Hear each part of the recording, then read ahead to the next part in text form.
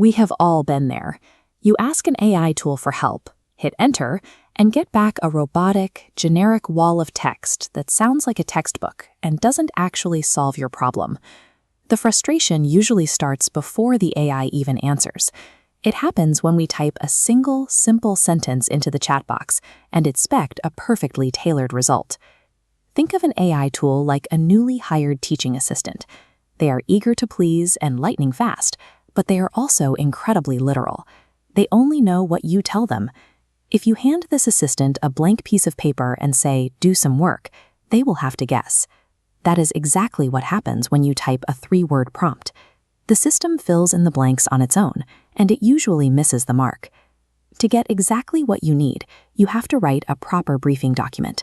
That is where the parts framework comes in. Because these systems lack common sense, the result is a direct reflection of the instructions you give. It turns prompting into a writing exercise where your clarity determines whether the answer is actually useful. The first step in the framework is P, which stands for persona. This is where you tell the AI exactly who it is supposed to be. Say you need material on the Industrial Revolution. If you just type "explain the Industrial Revolution," the AI will spit out a broad encyclopedia summary. But watch what happens when you add a persona. Start your prompt with, "I am a Year 9 history teacher in Western Australia." The AI immediately adjusts its perspective. It knows it is talking to adolescents, not university students or researchers. Next is A for aim. This defines the specific task you want the AI to perform. Too many prompts use weak verbs like "tell me about" or "help me with." Those broad instructions lead to rambling, unfocused answers. You need a strong verb. Instead of asking it to "help me with a lesson," tell the AI to brainstorm 10 discussion questions. That forces the system to narrow its focus from scattered dots down to a specific, useful list. Pairing a persona with a specific aim shifts the AI's focus. It moves from general browsing toward the targeted logic required to complete a professional task. The third letter is R for recipient. You have to tell the AI exactly who will be reading the final product. Without a defined audience, these platforms default to a stiff, academic tone that can easily alienate your actual readers. If you are covering the Russian Revolution, tell the AI that your recipients are Year 11 students new to modern history. The system will adjust its vocabulary and sentence length to match that specific age group. Then we move to T for theme. This is where you apply your professional judgment by setting boundaries on style.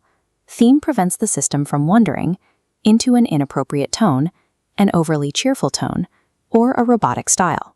For example, you might tell the AI, "Use a warm, encouraging tone, suitable for students who are nervous about exams, and write no more than 300 words. Defining the recipient and the theme creates necessary guardrails. It ensures the generated material lands correctly with real human beings. The final component is S for structure. This tells the AI how to visually organize its response. A common mistake is accepting solid blocks of text, when what you really needed was a bulleted list, a short script, or a multiple-choice quiz. Imagine you are building a worksheet on the Great Depression. Instead of leaving the format open, you request a 2-column table. You give it strict parameters, exactly 5 rows. The first column needs short phrases, and the second column must provide a student-friendly explanation of no more than 30 words.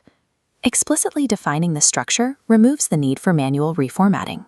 You receive a resource that is ready to use immediately, rather than a text block you have to spend time fixing. Compare the flimsy, single-sentence request we started with to a detailed parts prompt.